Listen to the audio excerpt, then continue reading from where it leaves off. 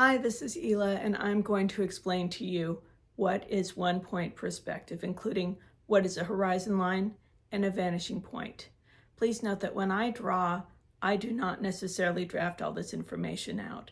I'm merely giving this information so that you understand what you're looking at as you're trying to draw architecture and other objects that are geometric. So what is horizon line? Horizon line is basically where my eyes meet the world. What I see, the point of view that I have, is determined by the horizon line, by where my eyes are. Everything above the horizon line, I'm looking up towards.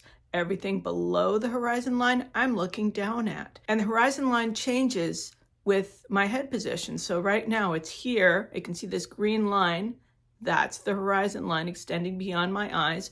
But if I were to slump down, everything's going to look different because my head's in a different position, and that horizon line is going to go down with my eyes. If I were to stand up or stand on a chair, be real tall, then all of a sudden that horizon line is going to go up because it's the viewpoint of my eyes. So why do we call it a horizon line if it's really about the position of our eyes? The reason is because the horizon line looks the same regardless of where your head is positioned. And by horizon, I mean a true horizon, no hills, no buildings, just like looking out at the water, looking at the ocean or a lake where the water meets the sky. That horizon line is going to look like it's even with your eye, regardless of whether you're way up high or way down low. So we all know that things look bigger if they're closer and smaller if they're farther away, even if they are actually the same size. We know that the sides of this walkway are parallel to each other, but as it gets farther and farther away, the sides look like they're angling towards each other because the farther things are away from us, the smaller they appear. Eventually, these angles would meet at the point that is even with my eye, also known as the horizon line. This point where those two angles meet is known as the vanishing point. This path is an example of one-point perspective.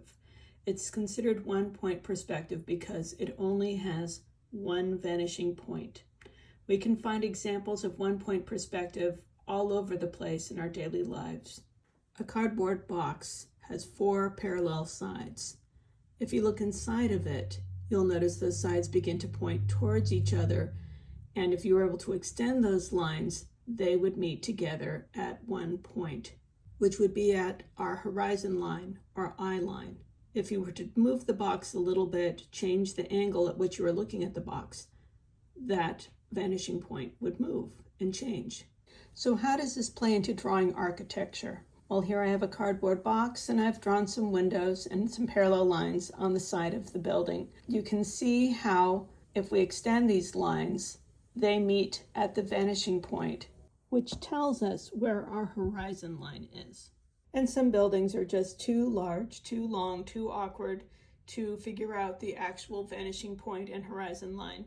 Most of the time I determine the angles on buildings just by holding up my pen, measuring those angles, and tracing them onto my paper. I hope you found all this information helpful and that you keep horizon and vanishing points in mind next time you decide to draw some buildings, architecture, and anything that has a bunch of parallel lines in it. All right, take care.